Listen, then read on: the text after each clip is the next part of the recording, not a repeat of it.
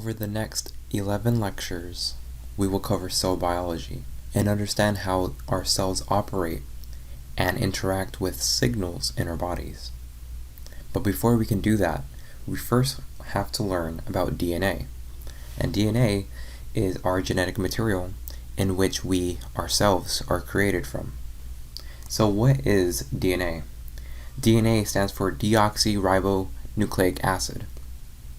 And to understand what DNA is, we have to look in what makes DNA. So here we're going to be talking about nucleotides. This is a nucleotide. Alright, so a nucleotide is a 5-carbon sugar attached to a phosphate group and a base. In this case, this base is using adenine. And I'll talk about the different bases that we can use later on. But notice that when we're counting sugars, we count in a clockwise fashion.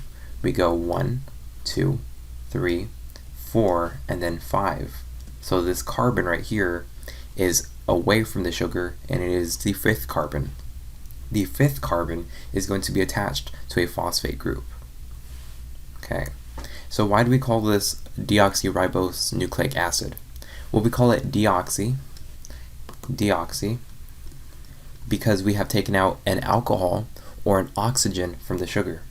Normally, this 2nd carbon has an alcohol, but whenever we're making DNA and we need to deoxify it, we take away this oxygen and just replace it with hydrogen.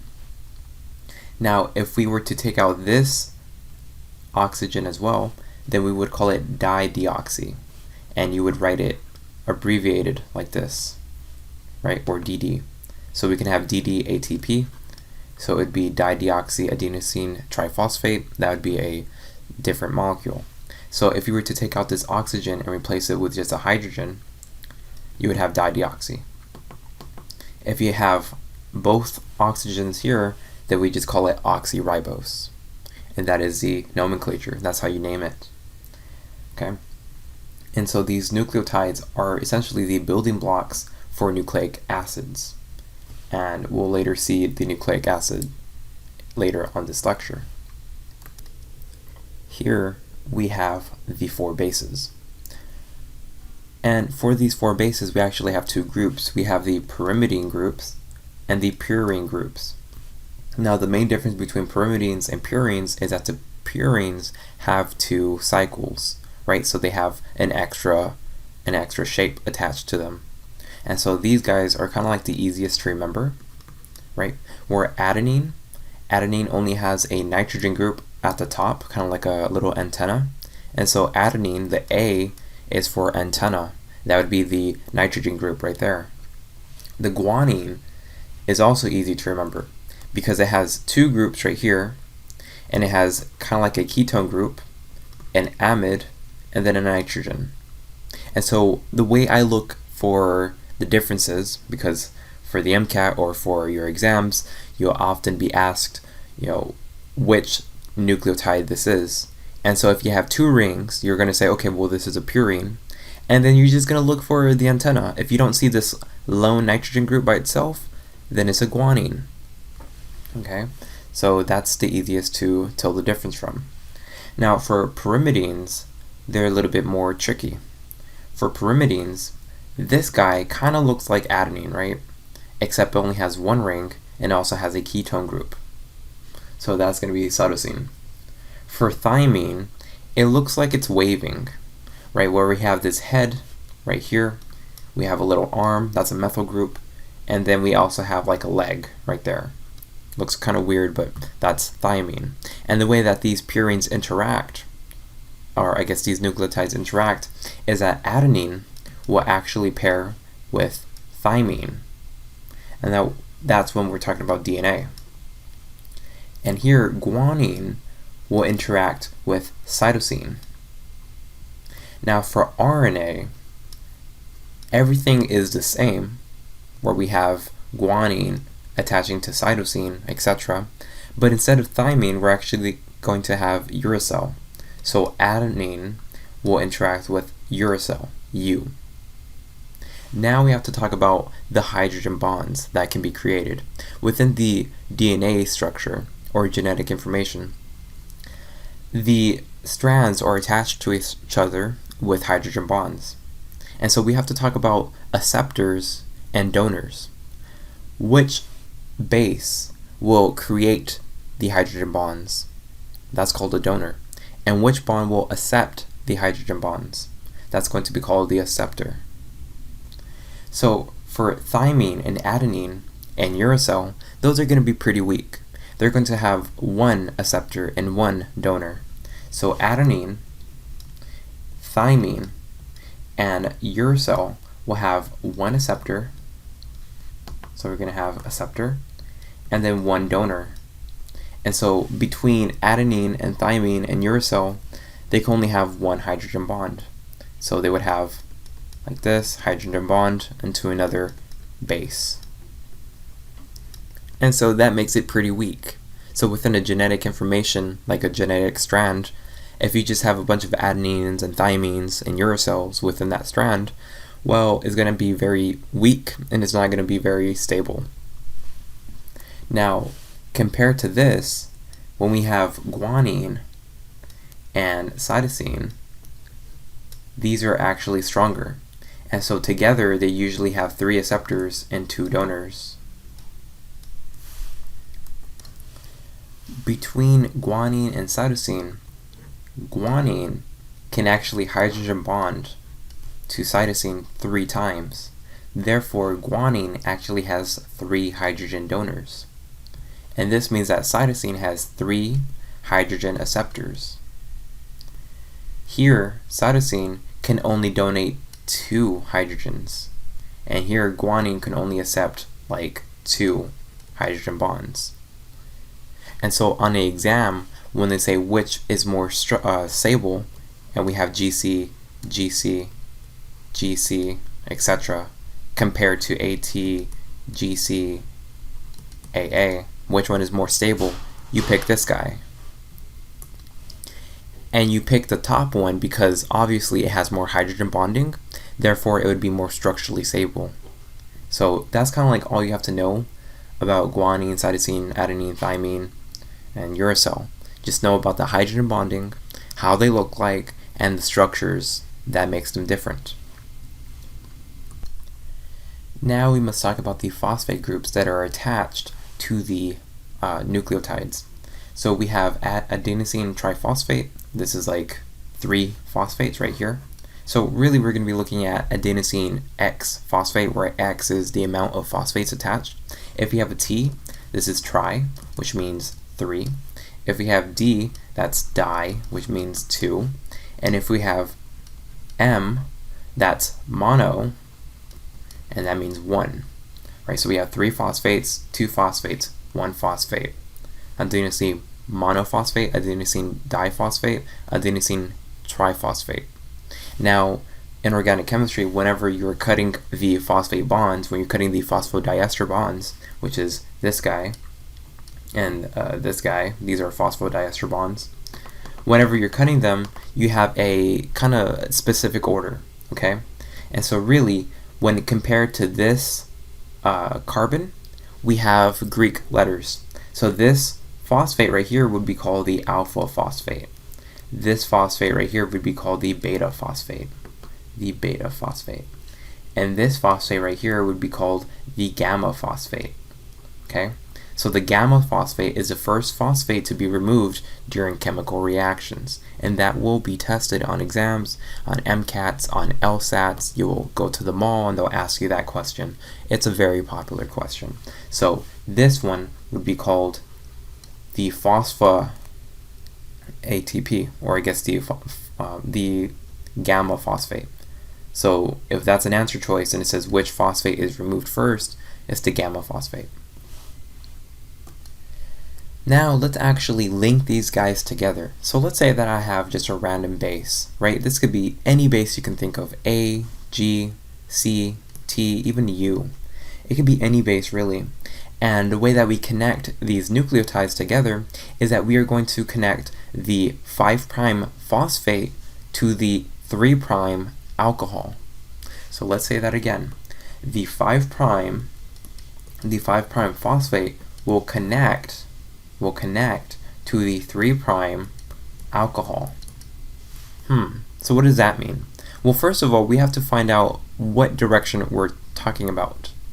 So in this direction, we're going to say that the 5' is this way, and as we go downwards, this is going to be the 3' end. Now, DNA is actually anti-parallel. So what does that mean? Anti-parallel means that if we go in the 5' to 3' direction downwards, then we have to go in the 5' to 3' direction upwards for the other strand. Remember that DNA is double-stranded, so that means that there are 2 strands. And since we go from the 5' going downwards, we have to go upwards, like this. That is anti-parallel. So they go in opposite directions. This is anti-parallel. Okay, so let's start making our bases. So for my bases, notice that I'm going to start with this guy right here. I'm not starting with him. This wouldn't make any sense. Okay, I'm not starting with the top one, but rather I'm going to go downwards, and I'm going to start to connect these phosphates together. So notice that I'm going from the 5' direction, and I'm going to connect this oxygen to this other oxygen. Okay? When this happens, we actually lose a water, and so a water is shot out. So you can kind of think of this as a dehydration or a condensation reaction in which you lose water when you're forming phosphodiester bonds. And so the bonds that hold DNA together are called phosphodiester bonds. And again, the phosphodiester bonds is the bond between this oxygen and this new carbon right here, right? So you can see here that we've actually formed a new bond, and they have lost a water. And we do this in the 5' to 3' direction. So notice that this 5' phosphate attached to this 3' carbon, or 3' oxygen.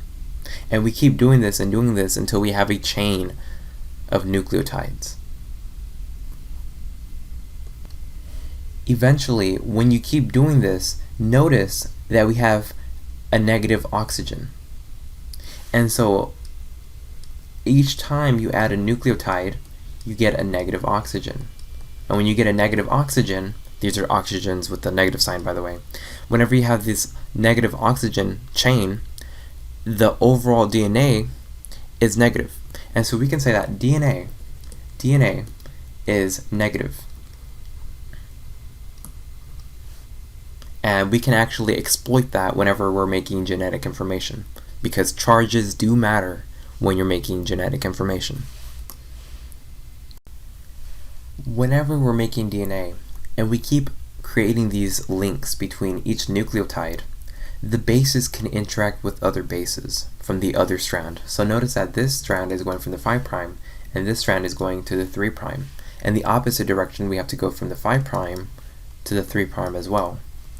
But notice that in this base, this is an adenine, and it will hydrogen bond twice to the thymine.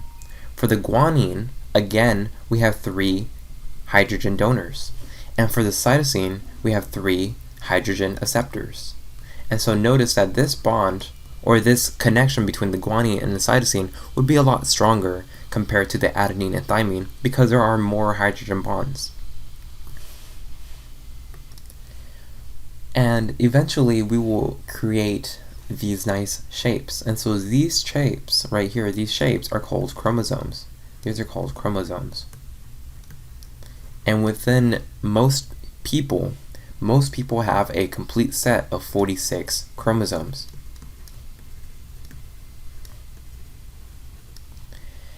Some people, they have less than 46 chromosomes, and this occurs during a mutation whenever the cell is dividing, whenever the genetic material is dividing, and that could lead to genetic mutations. For instance, trisomy 21 is a result of having less chromosomes, and Jacobson's disease is also a result of having some chromosomes deformity. But from this picture, the main thing that you have to remember is that normally we get 23 chromosomes from the father and 23 chromosomes from the mother, and together they will make 46 chromosomes. And what determines your sex is the X chromosome and the Y chromosome. And so we can see from this picture, since this individual has an X and a Y chromosome, this person is a male, right? But there is a difference between sex and gender, and sex has to do with your genitals, right? And so just kind of speaking from a scientific standpoint, sex is defined as your genitals. Either you have a penis or you have a vagina. And then gender has to do with your identity.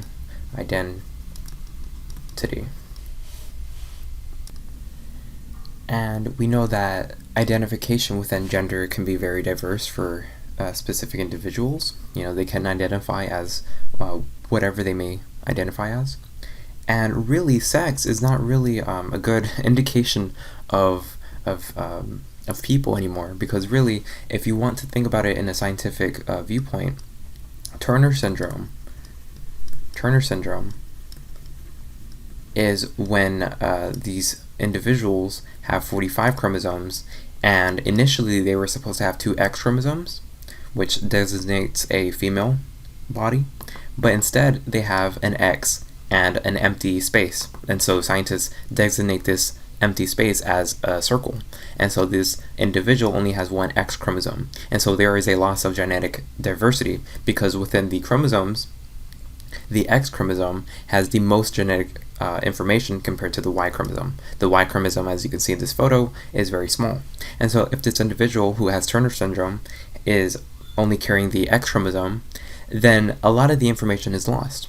And within this individual, when you look at their genitals, especially when they're infants, the genitalia is very ambiguous. And so it might look like a vagina, it might look like a penis, or it might be kind of like a almost a combination, but it's very hard to distinguish the differences. And so these individuals, they may not have a genital that is very easy to identify, and therefore their gender identity could be different from the accepted norm. So really what I'm saying here is that sex is dependent on your genitals, and gender is dependent on your identity. And even then, there can be a very ambiguous area of what you have and what you identify as. And I'm only saying this because I was tested on the differences when I was an undergrad, when I was taking genetics and microbiology as well. And so they are completely different. And so we can actually do this study, which is called karyotyping,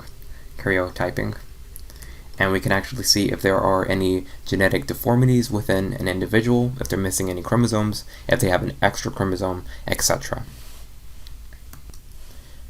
The chromosome structure is a very condensed packet of information. Here, if we were to just take this one little section of chromosome and break it apart and look at the parts, and then I were to take this section right here and zoom in even more, and then zoom in on one tiny bit of information, and zoom in even more, you can see this structure. And in this structure, we have the regulatory DNA sequence, we have structures called exons and introns. And so the gray structure is called an intron, and it is inhibited. The exon is eventually expressed. So the exon is expressed as proteins. The introns are inhibited. So we have inhibited right there. The DNA will be cut into little sections that erase, or not erase, but that get rid of the introns. And eventually we will just have a structure that has exons. And these exons can create proteins, and these proteins can become folded and do whatever they need to do within the cell. And so what I'm saying here is that the chromosome structure is very condensed, and we only use a little bit of the genetic information to do one thing at a time.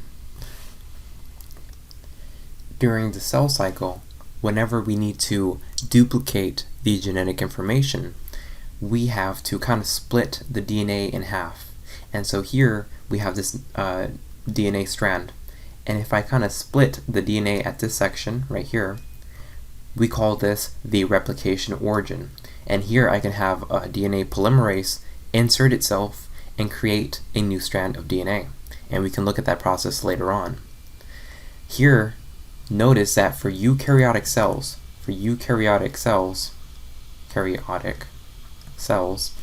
we have more than one replication of origin. Okay, so we have multiple replication origins.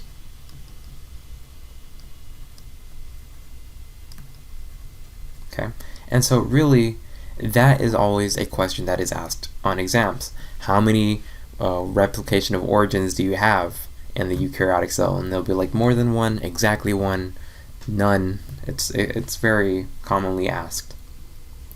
And in the other lectures, especially lecture 10, is when I go into the cell cycle, and so I'm not really going to talk about that in this lecture. I just have to mention that the DNA has more than one replication of origin in its structure. Here we have the chromosome structure, and the chromosome structure kind of looks like some bunny ears. So you can kind of imagine a little bunny right here, and the bunny has some ears and some legs. So really, when I see this guy, I'm thinking about this bunny. You know, I love this bunny. He's my best friend. And when I was in class back in the day, decades ago, like this was like in the 40s, right? We had this kind of like this mnemonic that we used, and here we have the centromere. So this is to help you differentiate between centrosome, which is somewhere else in the nucleus, and centromere. So the centromere is the center of the ears. So centromere, central ears. Here you have the little bunny ears, and they attach to the centromere. So here we have the centromere, and we have the little bunny ears. So centromere, center ears, right there. Okay. So these individual structures are called chromatids, and eventually we will have sister chromatids. And each sister chromatid will carry bundles of DNA inside of it. This is a very condensed and compacted DNA. So later in this lecture, we're going to talk about how the DNA is compacted and then condensed to form these structures of chromosomes.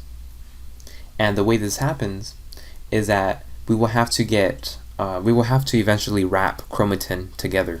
So what is chromatin? Chromatin is just DNA plus some proteins.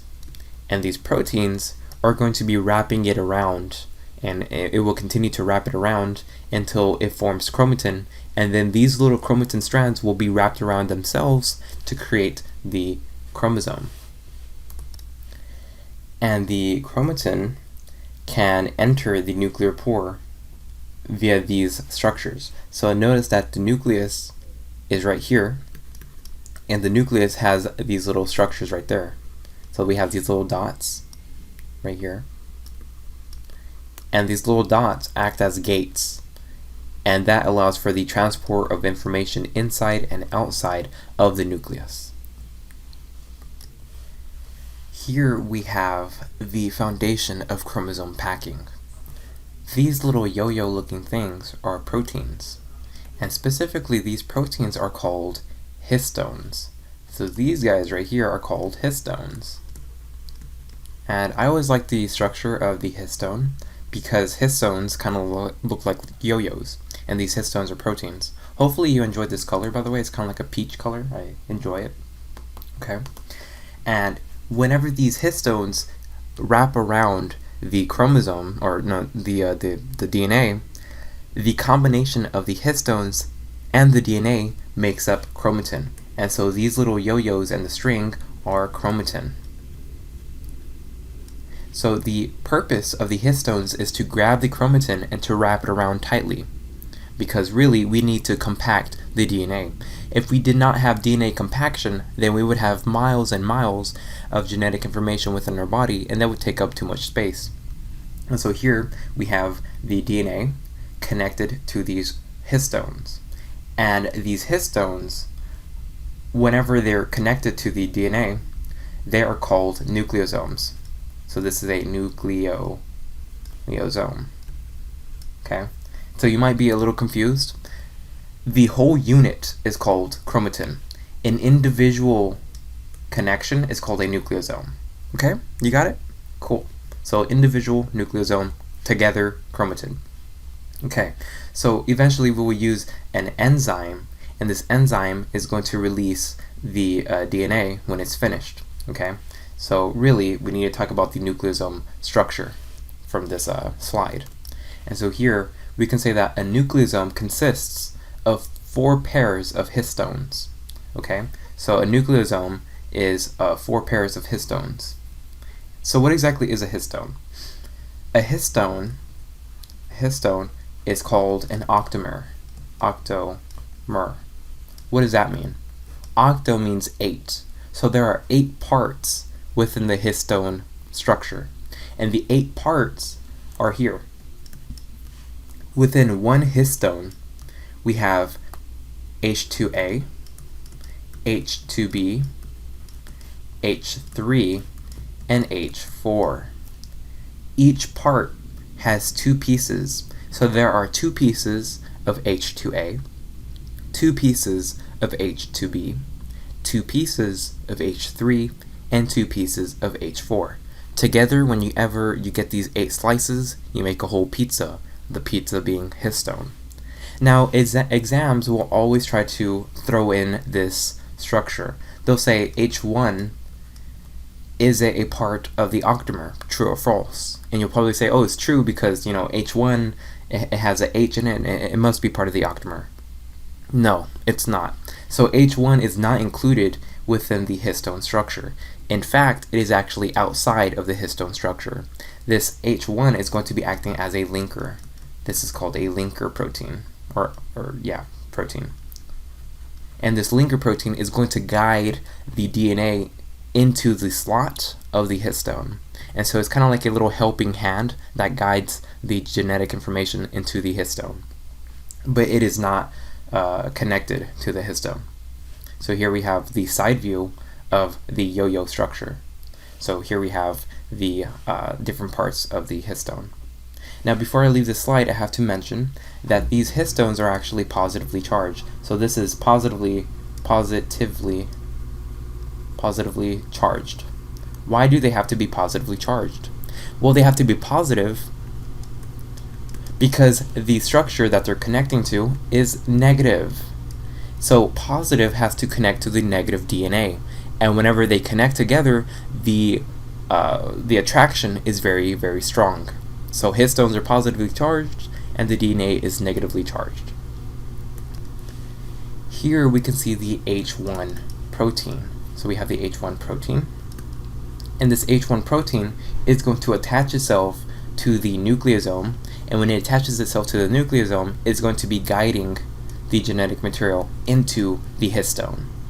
So in this photo, in this picture, we have the uncondensed chromatin. So this is right during the cell cycle. It's before you enter the mitotic phase. And after the chromatin has been condensed with the histones, we see that we have these little chains. And these chains are the DNA, right? The chains are the DNA. And inside the chains we see little dots. So what are these little dots? These little dots are they're the histones, okay? And so you can see the histones kind of condensing the DNA together. And eventually this condensed DNA will take the shape of the chromosome. To recap, let's look at the individual structures.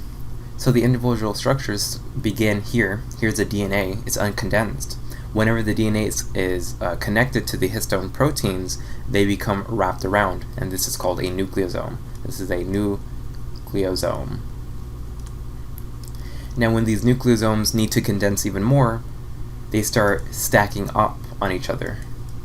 And when they stack up on each other, we can condense. Okay, but what if this structure, or this section right here, got on top of the other structure? Well, if this occurred, then we would have even more condensation. And if we keep doing this, eventually we will create the chromosome. And here is the structure of the chromosome. So we can see here that the chromosome is made up from these tiny, tiny compact strands of DNA. And now we will actually see this process in action with a small video. In this animation, we'll see the remarkable way our DNA is tightly packed up to fit into the nucleus of every cell. The process starts with assembly of a nucleosome, which is formed when 8 separate histone protein subunits attach to the DNA molecule. The combined tight loop of DNA and protein is the nucleosome. Multiple nucleosomes are coiled together, and these then stack on top of each other. The end result is a fiber of packed nucleosomes known as chromatin. This fiber, which at this point is condensed to a thickness of 30 nanometers, is then looped and further packaged using other proteins which are not shown here. This remarkable multiple folding allows 6 feet of DNA to fit into the nucleus of each cell in our body, an object so small that 10,000 nuclei could fit on the tip of a needle.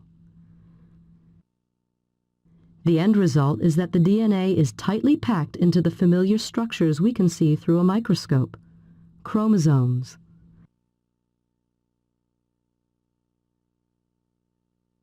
It is important to realize that chromosomes are not always present. They form only when cells are dividing.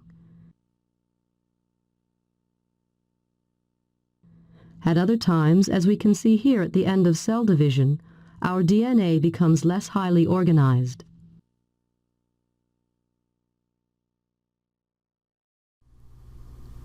Now we have to ask ourselves, how do the histones condense the DNA? And how do they decondense the DNA? Well, they decondense the DNA by using an energy source called ATP. And whenever ATP is broken or hydrolyzed into adenosine diphosphate, the broken bond will release a lot of energy. And this energy will activate the histone, and the histone will act like a motor. Here, the histone will shoot out the DNA, right? So the genetic information will become decondensed. But really, we also need kind of like a little mechanism. And this mechanism is called ATP-dependent chromatin remodeling complex. So it's going to bind to the chromatin, and it's going to remodel the genetic information. Here, we have the condensed chromatin. Let's say that we need to express some genetic information. In order to express genetic information, I have to actually read the DNA. Right now, I can't read the DNA because it's so compact. I need to be able to split open these sections and to read the genetic information. In order to split these sections apart, I need the remodeling complex, and I also need ATP. So when I have these two paired together and I insert ATP, the remodeling complex will loosen the chromatin. It will actually decondense the chromatin. And so now I can have my little other proteins right here. They can go inside and they can actually create proteins and other structures from this decondensed chromatin. And now you're probably wondering, well, Brian, how do we get the signal to even know when to condense and decondense? It's very complicated. Well, not really. It's not that complicated. You actually see within the structure, within the histone modification structure, we have signals. See, these guys are going to be signals. And this guy is called a methylation signal. And this is called the acetylation signal. And this guy is called phosphorylation signal. Okay? And so whenever the signals are being sent out, if the histone if the histone reads a methyl signal, then the methylation will occur. So here we have methylation. And what happens during methylation is the formation of heterochromatin. So now you're probably wondering, well, what is heterochromatin? Heterochromatin is a very compact DNA structure. So here, this is very compact. This is heterochromatin. Whenever I need to make proteins and I need to read the DNA, the machinery, the cell machinery, cannot read the DNA because it's so compact. And so here we have a sad face because you can't read the DNA. However, if the histones have an acetylation signal or a phosphorylation signal, they will actually have gene expression. And so the DNA will look like this. Notice that this guy right here was super compact and it was tightly bound. This again is heterochromatin. And this guy right here is called euchromatin. So this structure right here is silenced. You cannot create anything from this heterochromatin, but this guy right here is expressed. So now we have gene expression and some gene expression right there. Okay, so again, heterochromatin is silenced, but euchromatin is expressed. And the way that this happens is that acetylation will kind of remove the negative groups, right? So here we have the histones, and they're positively charged, and here we have the DNA that is negatively charged. Now they will form bonds with each other, right? So they will have some salt bridges, which is a salt bridge is the attraction between a positively charged portion and a negatively charged portion of the same molecule. However, when we have acetylation, what acetylation will do is that it will block some of the connections. And whenever the connections are blocked with acetylation, the connections between the histones and the DNA is weakened. And whenever it is weakened, this structure right there becomes less condensed. And the less condensed you are, the more genetic information that can be expressed. And so acetylation replaces the negative charges on the DNA. And whenever you have less negative charges, you have less binding to histones. And whenever you have less binding to histones, you have more gene expression. And so acetylation removes some of those negatively charged regions. Here we can see the two regions. We have the heterochromatin region, and we have the euchromatin region. So notice that the heterochromatin region is really bunched up together. This is silenced. And the euchromatin is actually not bunched together. It is more spread out, and that is expressed. So where do you find the heterochromatin? Well, you find the heterochromatin on the portion of the chromosome that does not need to be expressed, right? So usually you find them within areas of the chromosome that do not have genetic information. So where is that? Well, you often find them at the tips of the chromosome, because really these tips are called telomeres. And these telomeres are just there. They're kind of like the little plastic caps on your shoelace, which are called aglets. They're kind of like the little plastic caps on your shoelace that help the shoelace to stay condensed. You don't want them to become unraveled, right? So the telomeres, they are there to act as caps for the chromosome, and that is there to protect the chromosome from unraveling. And so the telomere is made from heterochromatin. The telomere doesn't really have genetic information, it's just there for protection. The centromere as well does not have genetic information. It is there to connect to the microtubules for the gene cycle, or for the cell cycle and cell division. And so the centromere does not have a lot of genetic information, and therefore it will have heterochromatin. It will be very compact. Okay. The euchromatin, however, the other regions of this structure, the other regions, they will have gene expression, and therefore it will be euchromatin, right? So again, heterochromatin is often methylated. So this is methylated. Dude, this is like a nice color. It's like a mint. My gosh, it's great. Okay, so how does this occur? Well, here we have the cell machinery. So notice, let's say that we are trying to modify some gene expression. Let's say that I don't want to express anything right now. If I don't want to express anything right now, I will actually have some histone modifications. So here we have euchromatin. So this is euchromatin.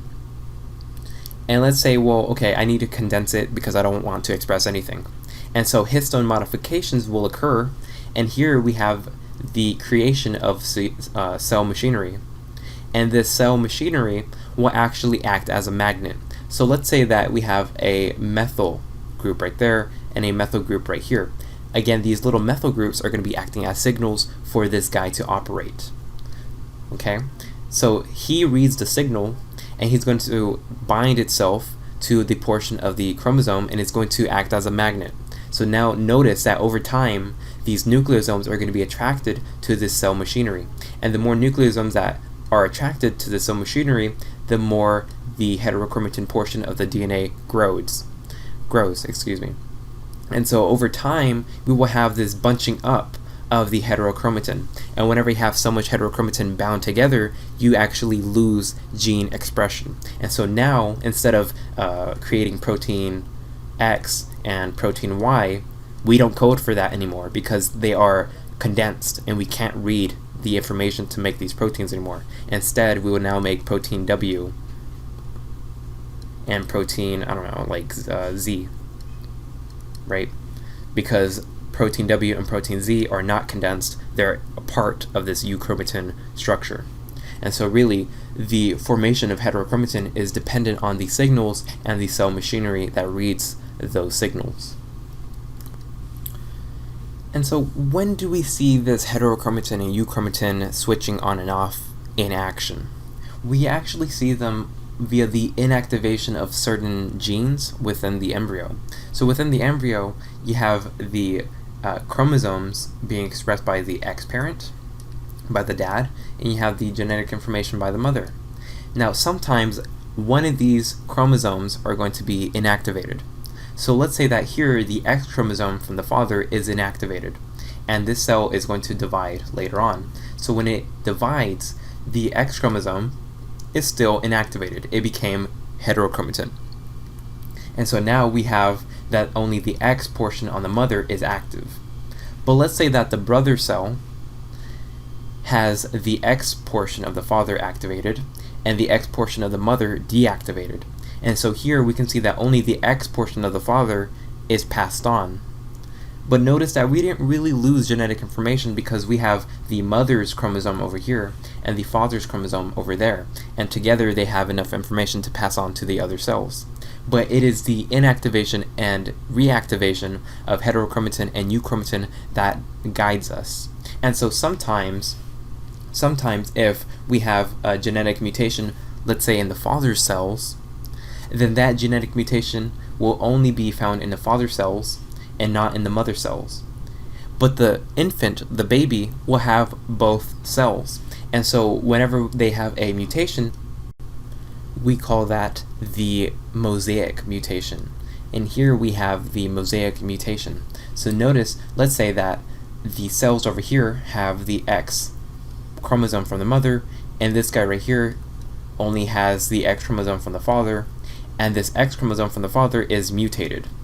Okay, so these purple cells do not have the father's chromosome, but this beige cell does have the father's mutation. Okay, so notice that when these cells start to divide, we will have a little bit of cells that have the mutation from the father, and eventually those cells are somatic cells that will kind of deposit themselves in different parts of the body. So sometimes there is a sweat mutation where, let's say, the beige has a sweat mutation, and the sweat mutation allows the body to not produce sweat in certain parts of the body. So when this person is exercising, they may not sweat on their head, they may not sweat on their shoulders, but they sweat everywhere else on the purple region. And so really this mutation comes from the flipping on and off of the heterochromatin and the euchromatin expression, right? And so these mosaic mutations are the result of the switching on and off of certain genes in certain chromosomes. And so hopefully now you understand what makes up DNA, the mutations that could arise in DNA, the signals that signal for condensation or decondensation of chromosomes, heterochromatin, euchromatin, histones, phosphorus, etc., gender expression and sex expression, etc. So I hope that you learned so much from this video, and I hope that you have a great day. Thank you so much for watching this video and spending your time with me. Remember that you are an amazing person, and that you can do anything you put your mind to. And remember that I will always love you. So have a great day, and be safe.